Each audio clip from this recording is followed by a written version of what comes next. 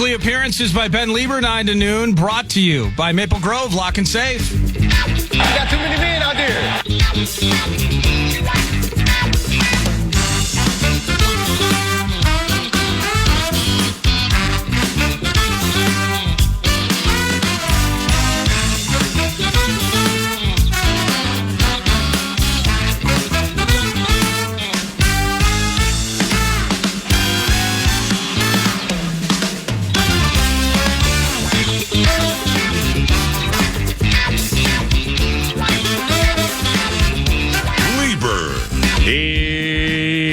Comes Ben Leber at Nacho Leber.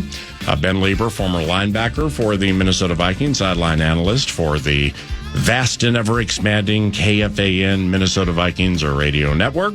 Don't forget about Twin Cities Live, 3 to 4:30, each and every weekday on Channel 5. And all of this is courtesy of Maple Grove Lock and Safe. Maple Grove Lock and Safe. Good morning. Good morning. It's good to see you. You too. Give us the lock of the week right now so I don't forget. Okay. The Maple Grove Lock and Safe lock of the week right now so I don't forget. All right. So my good morning. And good morning. So my lock of the week is going to be the Vikings will have 2 takeaways. Easily. I just know it. I feel it. I feel it in my bones. Okay. You know, it's what we do defensively on defense. Mm-hmm. We have a minimum of 2 takeaways every game, couple games of 3. Takeaways of what variety here? I think we're going to have 2 interceptions. 2 picks from Jared Goff. Yeah, we'll have at least 2 interceptions off of Jared Goff. Okay, which means that I'm going to cast my gaze that you are postulating the rush is going to be quite good at those times to lead to said picks. I don't necessarily think it's going to happen like that. Oh, wow. My intuition is telling me that it is going to be more of the confusing variety. And I don't necessarily think it's going to be the rush that makes him throw the interception. I think it's going to be the deception of the coverage is what makes him throw 2 interceptions. Can we play the game right now? Oh, my gosh. I mean, Nacho's all of a sudden like taking UC man, but actually it's zone and it's going to drift into some form of quarters out of a 3-4 hybrid with floaters. Oh, my God. And we're going to get a couple of interceptions up in this thing from Jared Goff, or I hit him too early with the Maple Grove Lock and Safe, a lock of the week, and he wasn't prepared. He just threw that out there, and he's an elite football mind, and he can explain his way out of anything. Oh, yeah. I'll explain my way out of anything. The only thing I can't explain my way out of is a Liberty Safe. Mm-hmm. You see? How about that? You see how I just played that? What am I missing here? They sell Liberty Safes at Maple Grove Lock and Safe. Yeah. Which, by the way, Liberty Safe is like the safe above. It's a brand. It's what Fort Knox uses. Yeah. It legit is the safe that I have. I have a big stand-up, like 6-foot safe. You have a safe at your house? Yeah, that has my do you have a trap door with a library? My guns and my passports. You have a safe? Nordo, you got a safe at your house? I do, yeah. Oh, geez. And it's a Liberty. Well, guess whose house is about ready to be picked off while he's on the radio? The one who doesn't have the safe. Well, I know a good place. That'd be Max. And you get in there and you won't find anything except some orange zigzags. I always love that one. All right, 3-2. Mm-hmm. Okay, so lock and safe. Yeah, cool. so I do think that. I don't know. Yeah, you got a big safe, don't you? Like a big tall one? Yeah, I got it it's like almost 6 feet. Right. Do you have like a room where you knock on a wall and it spins and you get back there, there's a wine cellar? You have to twist a sconce? Yeah, and you got like ball gags and charge hidden in some box? It's not going to be an S&M room. You know, it'll be a room, just not one of those. Okay. It'll probably have, a globe with bourbon inside of it because I've always wanted one of those. It's like, ooh, cool little globe there. And then you open it up and it's got like a little bar. How disappointed were you opposite Hyde Park after a victory by the Vikings to go to 5-0. Bourbon globe. And Bursich, Leber, Chris, and yours truly, we're going to go out for some nachos with Nacho and have a drink or drinks. And you looked at the menu in this swanky hotel, this swanky lounge with live music. I mean, that place was phenomenal. Yeah, beautiful cool people, football, music, and everything. How disappointed were you in the alcohol selection that you fly 7.5 hours for like a gin or bourbon or whatever? And I can get this at Maple Grove Lock and Safe in that secret safe they have back there with the globe and the bourbon. Well, let's just not forget that before we even got to said swanky bar that had just a very generic cocktail menu and very generic drinks, you almost got hit by a bus. Yeah, and you laughed. And I laughed. Well, that's right. I know. Yeah, nor do you would have laughed too. And I don't get offended. I'm not mad that somebody laughed. That I almost died. I mean, it's because it's super busy in London. Yep. The fan has learned. And we're about to cross the street to get to the spot. It's like 9:30, 10 in the evening. We're going to leave the next day. So the Vikings radio network is chilling and kind of sitting back and chatting about the glory that is the 5-0 and some off time coming up. Well, you got to look left when you're crossing streets, not right. Correct. Yeah. Okay. And the thing is I looked the right way 98 out of 100 times on this trip. But like one of the 2 times I didn't, this one, holy cow. The interesting, not that we have. I was 3 feet from getting hit by a car going 30 miles per hour.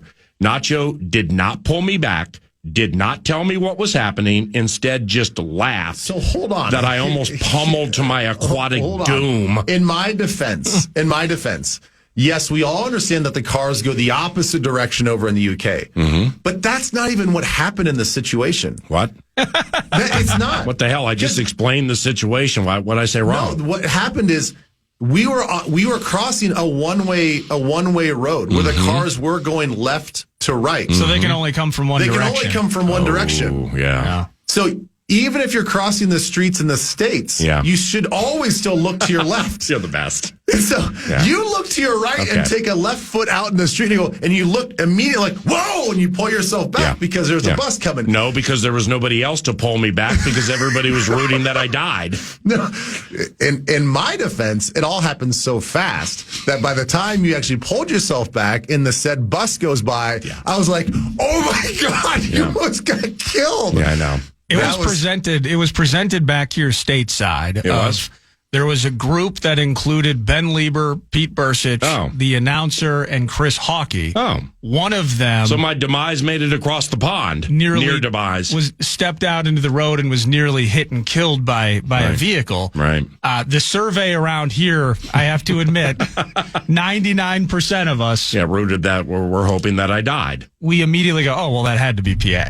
I always love that. They weren't rooting. It was you. They just I'm teasing. They're guessing that it might be you. Well, this is unfortunate, and here's why it's unfortunate. Because on the 30-minute, 45-minute, 2-hour bus ride from Tottenham Hotspur, awful. It took 2 hours to go 11.2 miles, or an hour 45, something like that. Yeah. Okay, so we were on a shuttle that, unlike buses on which we travel, did not have a urinal or a bathroom at the back of the bus. Now, if that had been yours truly, 3 miles into it, there would have been an imprint of a map of Key West on the front of my pants. I always love that one. But that's me. That's not Nacho, who's he has to go to the bathroom. He has to go number one super badly. I mean, we're crossing legs. We're fidgeting in the seat. We're emptying bottles with people on this shuttle because he's like, dude. It was getting to that point. Just in case. I may have to lean over and pee in this bottle. And I'm looking back there. I'm like, man, we got like 6 ladies back here. I mean, what are you going to do? Jeez. Could change lives, though. But see, unlike when I didn't look and nearly went pummeling to my aquatic doom and you laughed, unlike, your lack of care for me in that situation, I cared for you in your tenuous situation because I didn't poke you in the side. No. Didn't make you laugh. Didn't tease you or push you or anything and make it like creep out. Mm-hmm. That's just like the difference of how we look at our friendship. That's interesting. I didn't post anything on social media about you almost getting hit by a bus. You remember that? And so I'm holding my pee for about an hour at this point. It was bad. It was tough. Not saying anything to anybody. And we still had like 45 more minutes. Yeah. And it's true. Like I don't know how this happened, but we hit every single light on the way to the one. But we were the one that would okay, you got a 50-50 here. Are you going to throw the 50-50 ball or what are we going to do? Where we were the last one as it's yellow and it's like pedal to the metal, brother. No, he would stop. But when he would stop, the whole shuttle would shake. I don't think they run I'd yellows over there. I'd watch Nacho when the whole shuttle shook.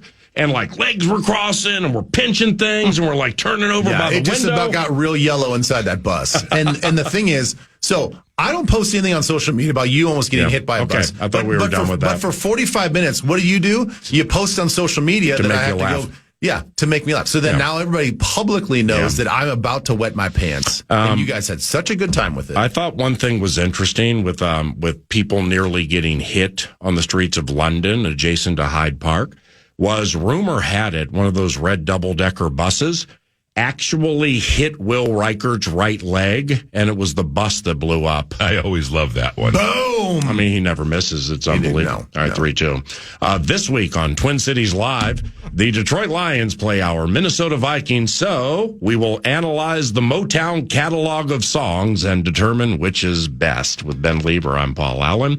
We'll start with the bass. Dong, bong, dong, dong, dong, dong, bong. My Girl by the Temptations. Sure. That's today on Twin Cities Live.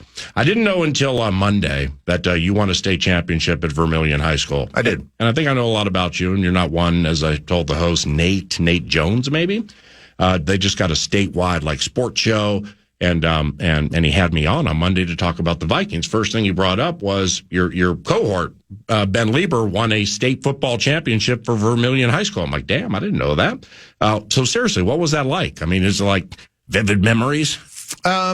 Yeah, a little bit. I mean, a little bit of a whirlwind. I mean, we had. What positions did you play? Because I know you weren't just playing one. I was primarily a running back. I did play linebacker a little bit, but I was following in my footsteps of my oldest brother, who was a running back, awfully good running back in the state of South Dakota. And so I was like, well, I mean, he was a running back. My other brother was a wide receiver / running back. I'm like, I got to be a running back too. I mean, that's kind of all I know. And so I was the running back on the team, and then I played a little bit of linebacker, and I focused mostly on running back. So, PA, let me just tell you the run that Vermilion High School had. Yeah. I believe we won state championships in 1990, 91, 92. Dude. And then my year again in 95. Mm-hmm. Yes. So you were at K-State 98 to 02? It was fall of 97. Okay. Yeah. So that's just great to know that, man. So we won 4 state championships in that span. Was your kicker Adam Vinatieri? It was not. Was your primary wide receiver Jake Winicky? It was not. All right, 3-2. It sounds like no Cashman Sunday, and with the turf toe thing. Yeah, bummer. Yeah, right. But I mean, it's I'm struggling with this, from an analytical standpoint. Well, actually, not like calling the game when we get together Sunday, but lamenting how important Blake Cashman is in a game like this, lamenting that when the other team just lost Aiden Hutchinson for the year. You know what I mean? It's just, I mean, you can do it for sure, but losing Hutchinson, man, that could impact them in so many ways during the course of the year. But I'll just frame it up like this, and I'm not disrespecting Ivan Pace Jr. here, who played his tail off in London.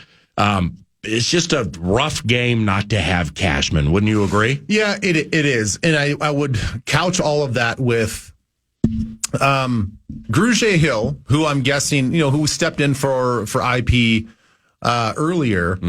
I'm going to guess that he has the position flexibility and has the knowledge and all that to step in for. They re-signed Troy Dye. So Troy could be the one that jumps in there, and I always love that one. Anyway, go ahead. Right? I'm playing with you. I'm like, yeah, because we're talking about extra offensive lineman, Dan Skipper, powerhouse running game. Montgomery's no longer a sled dog, and we're going to fix it with Troy Dye. Yeah, and I just wanted we're going to fix it with no gloves, Troy Dye. Right.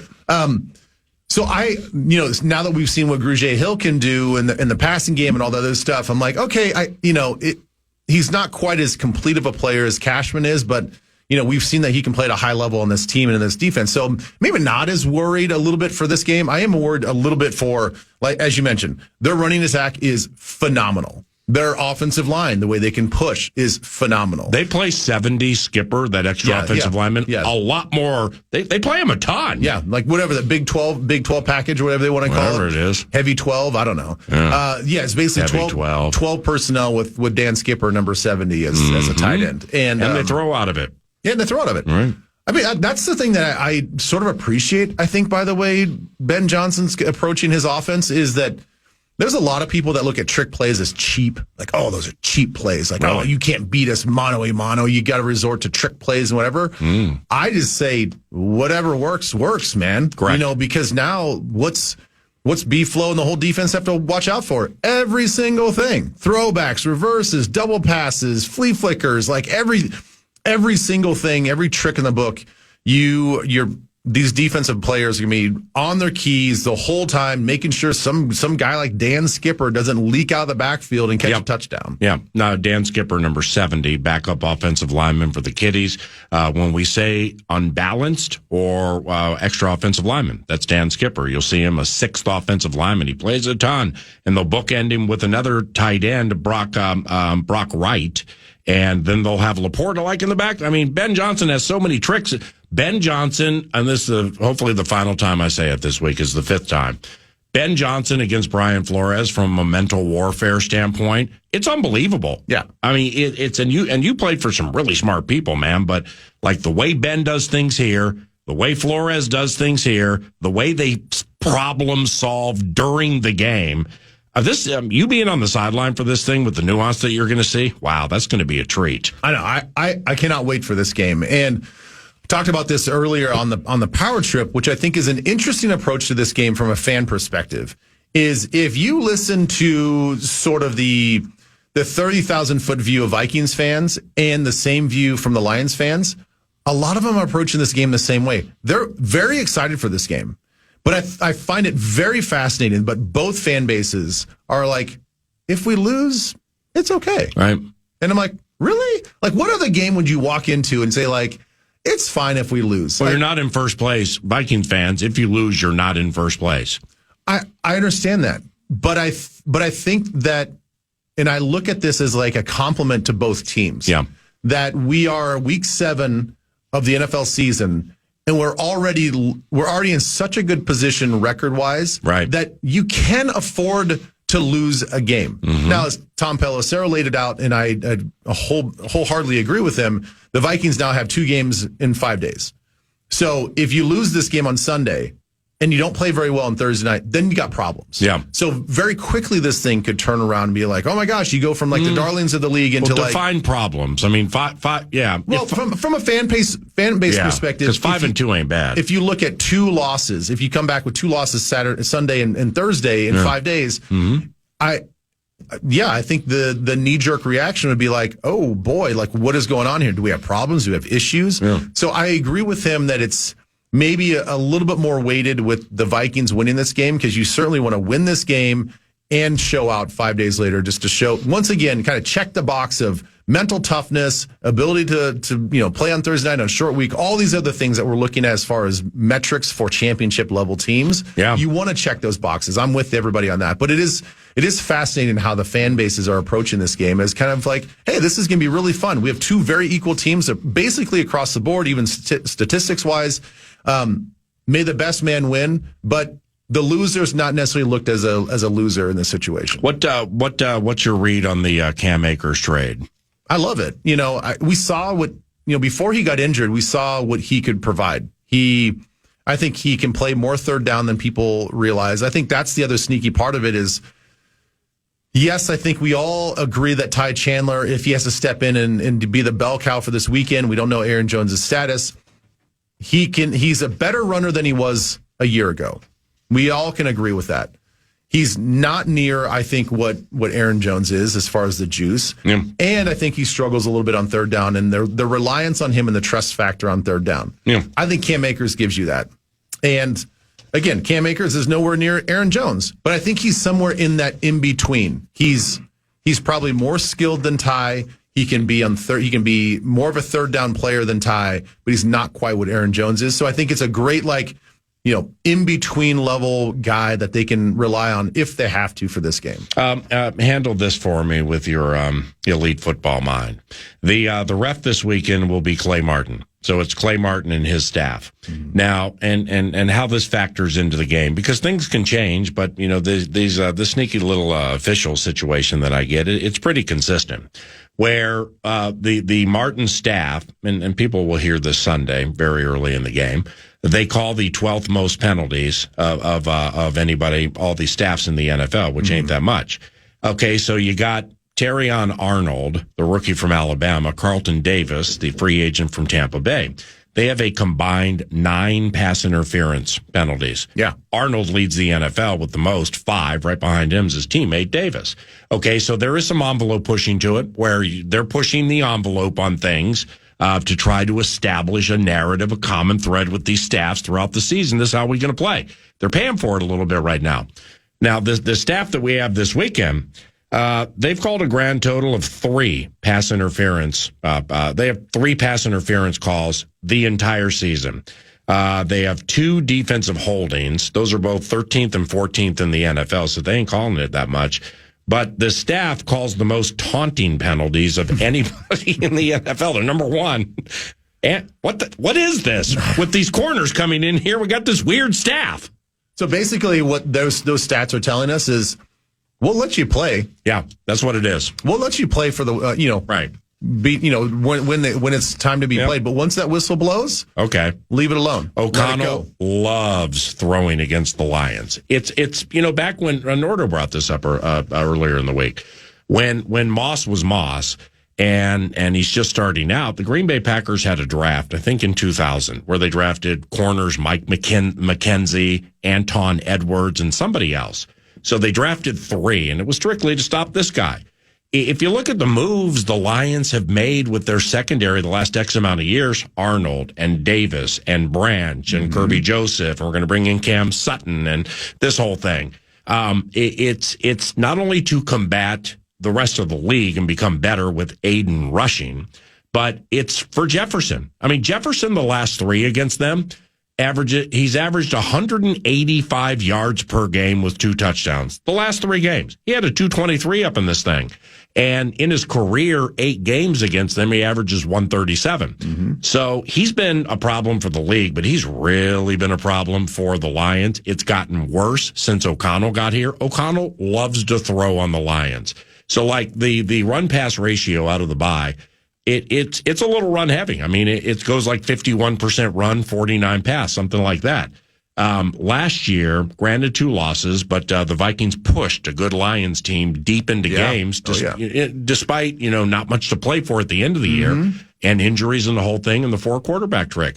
I think Mullins in both games last year against the Lions, he might have gone for 800 yards. Yeah, I think he was 400. Yeah, both of them. Yeah, 411. And he went for more than 800 passing yards against a team that almost maybe should have gone to the Super Bowl. O'Connell's passing bits against the Lions are really, really good.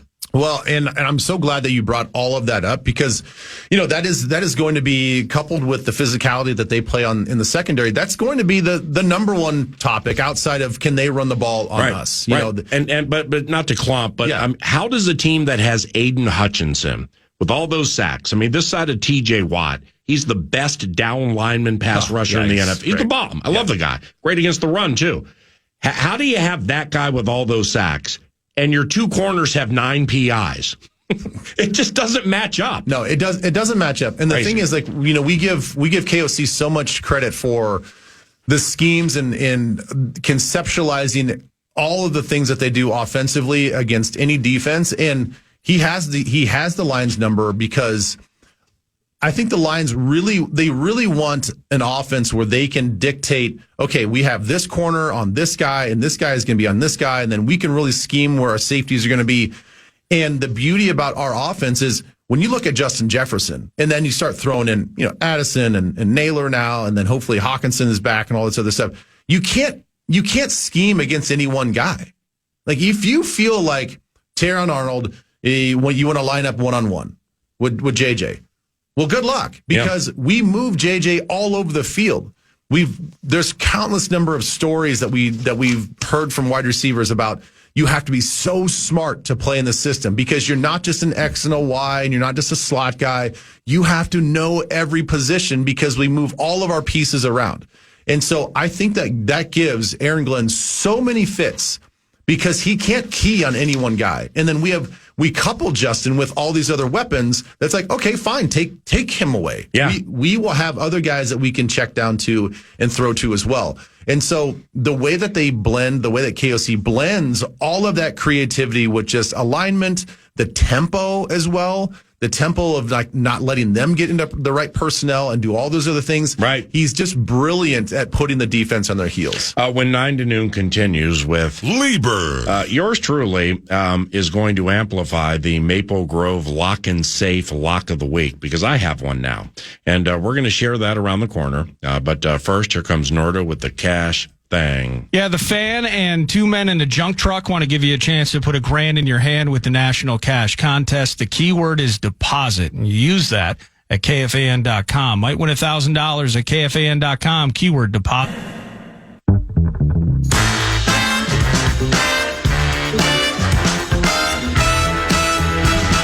Oh, good.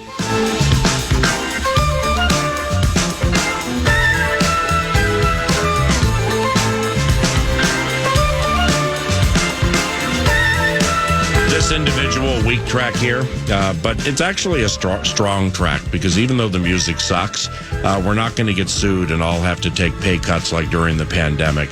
Welcome back to 9 to noon. It's 10:33, but this weak track that actually is a strong track, it sounds like you're on a game show, maybe The Price is Right, and you're waiting for the answer.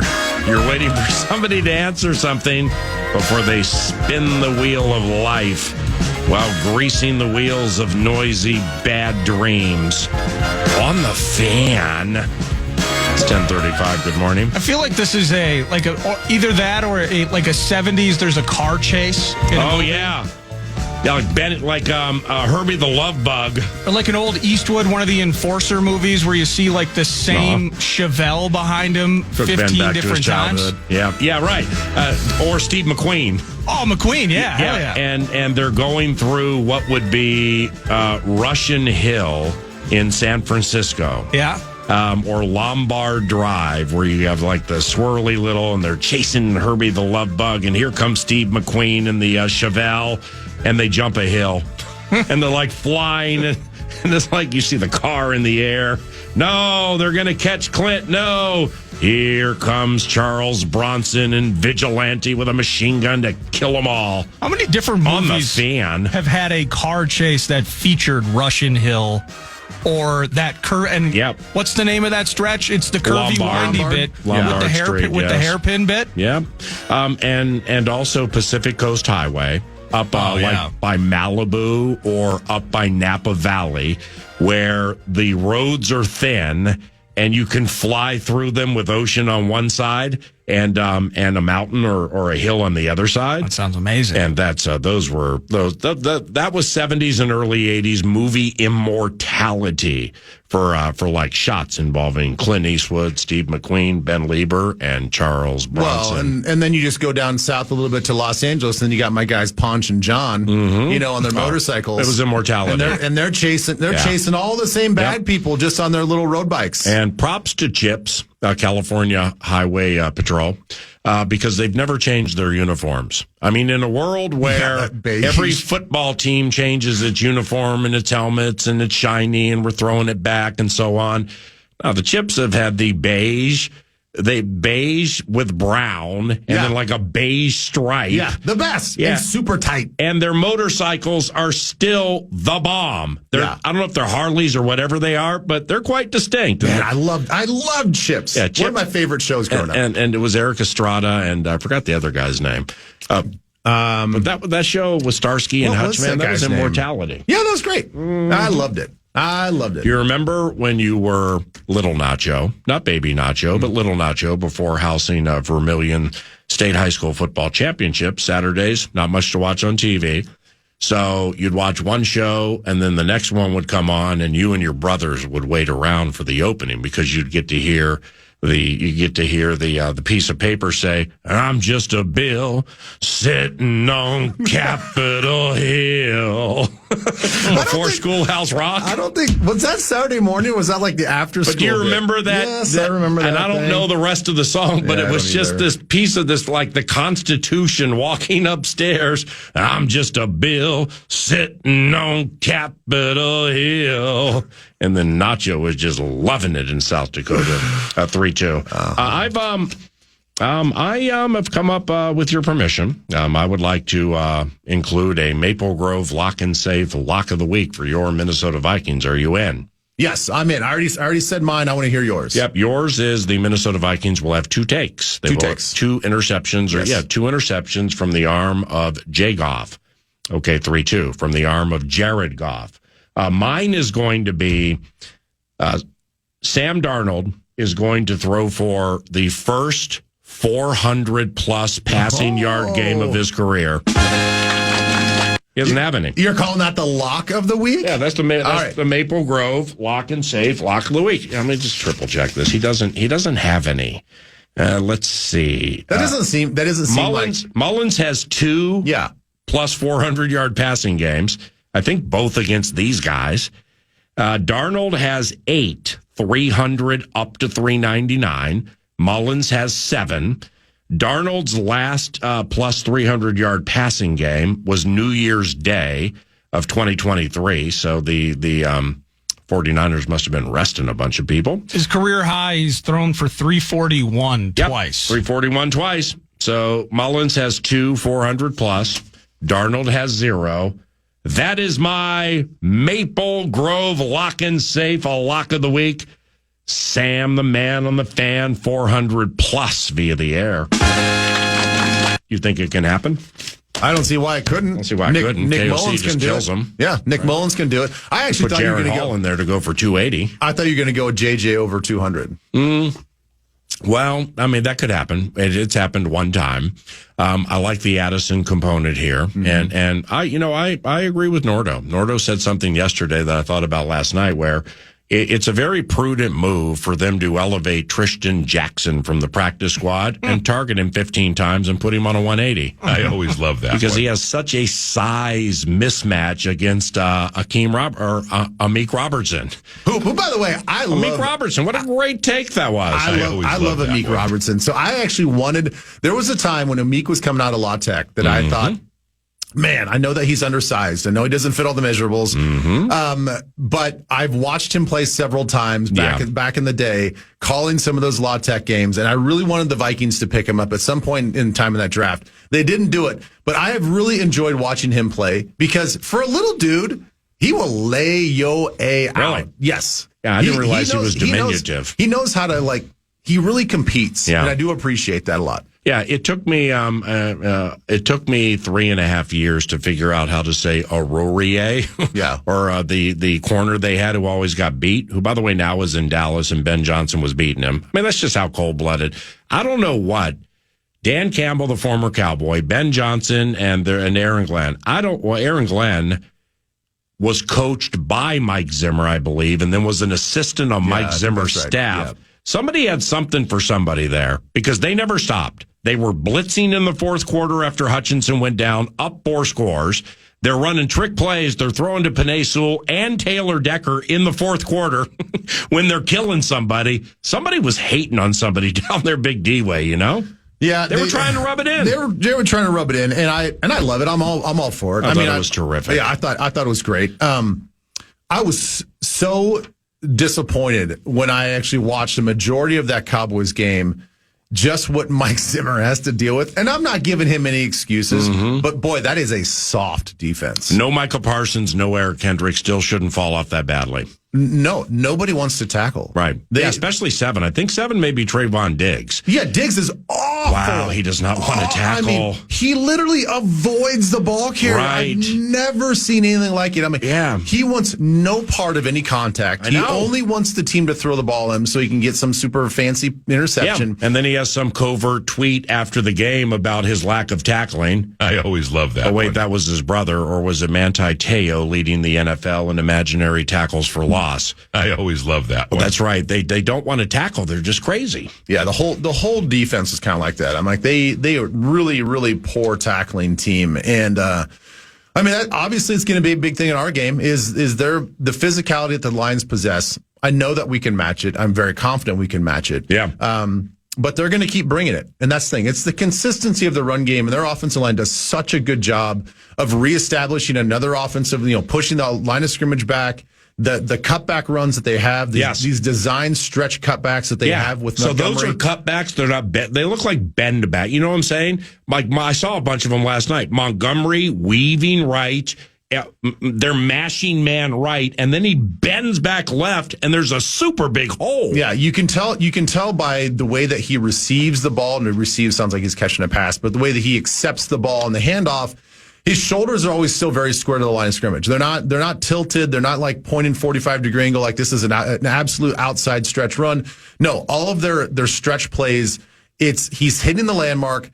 His shoulders are square. His eyes are down the field, and he can choose to stay front side or he can choose to stay backside. And the thing is, the backside hits are more of just a one-cut vertical hit because their offensive line does such a good job of washing everybody past that all of a sudden that backside A gap is right in front of him. Yeah. So sounds like Cashman's spot where he would be or Pace Jr. would be, and we don't have both. We're just going to have one. Both of them, and it's going to be the backside defensive ends as well and the outside linebackers. Ooh. I mean, they can't get cut off.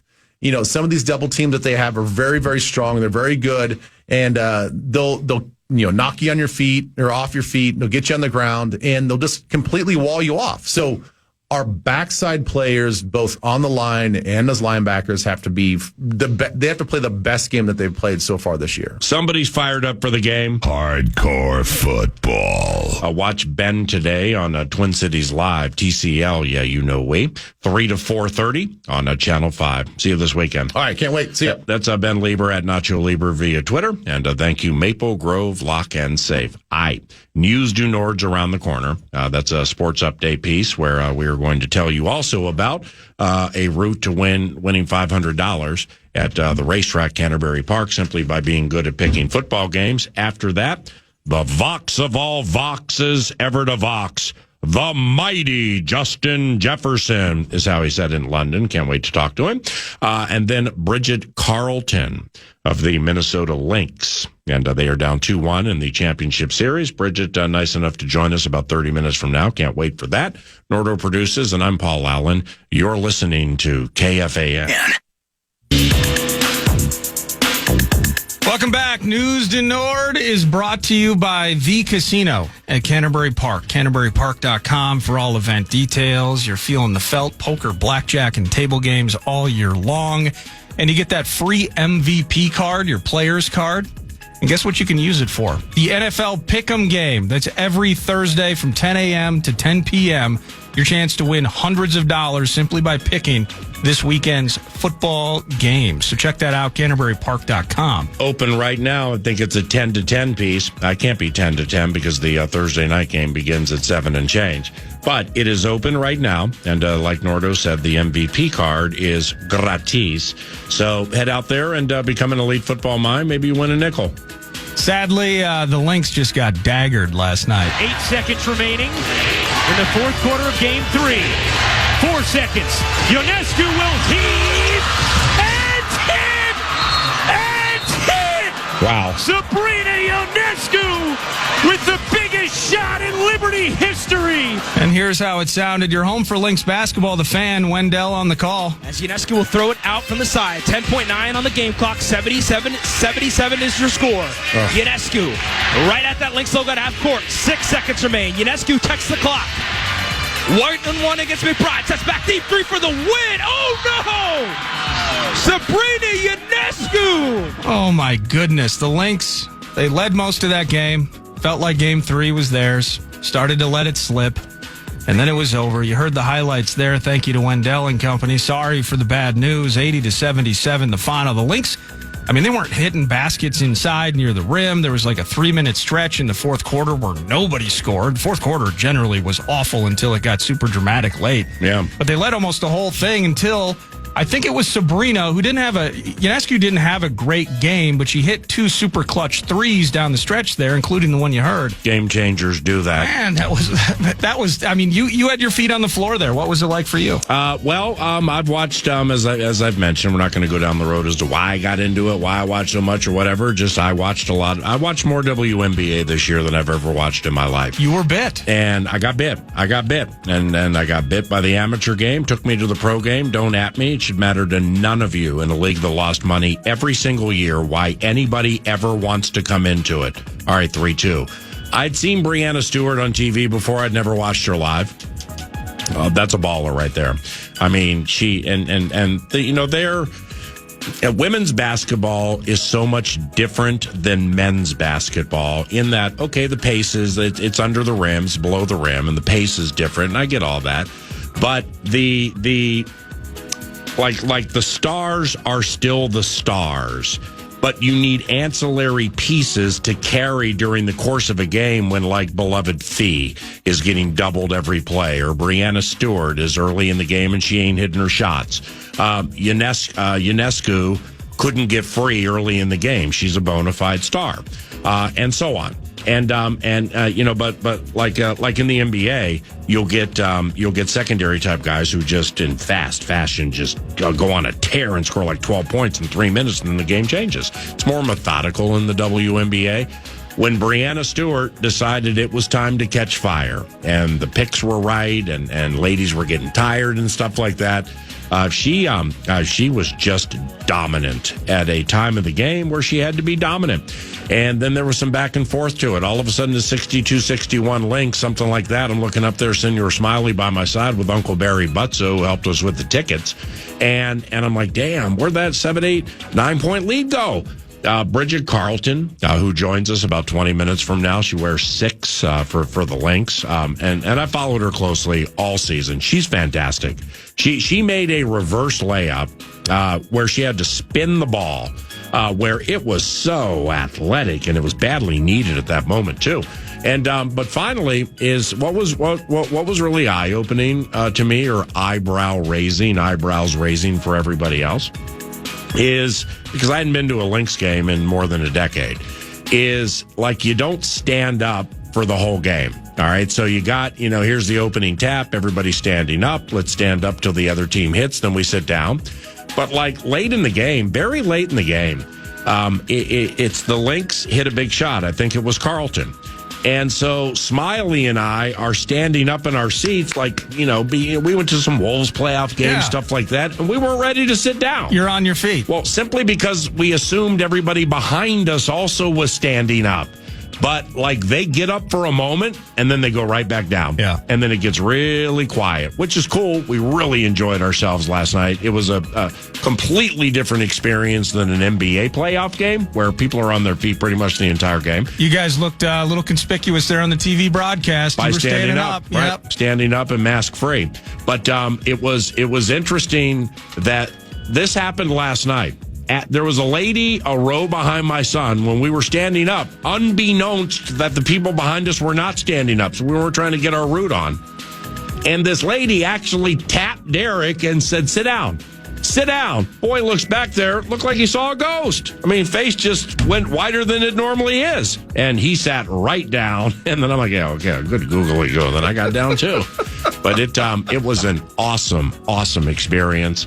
And it just the desire and the desire they put into this, and it's so much more physical when you see it as close as we saw it last night. And people say this about the NBA too, because it's true. When you see, let's say, Nikola Jokic or give me big guy. Let's say Robert Williams for the Portland Trailblazers, the shot blocker, the former Celtic. How about Bam? Well, Bam's a little stylistically sound, so I'm looking for a big, thick guy. So say Bob Williams comes running down to the block because he's going to get his spot, and he collides with Stifle Tower. Well, that's so much more physical when you see it in person compared to TV. Well, same thing with the WNBA. like, whether it's Alana Smith or Nafisa Collier, whomever it was, and this Jonquel Jones. I mean, just running down and getting her spot, and they're battling for it. It's super physical.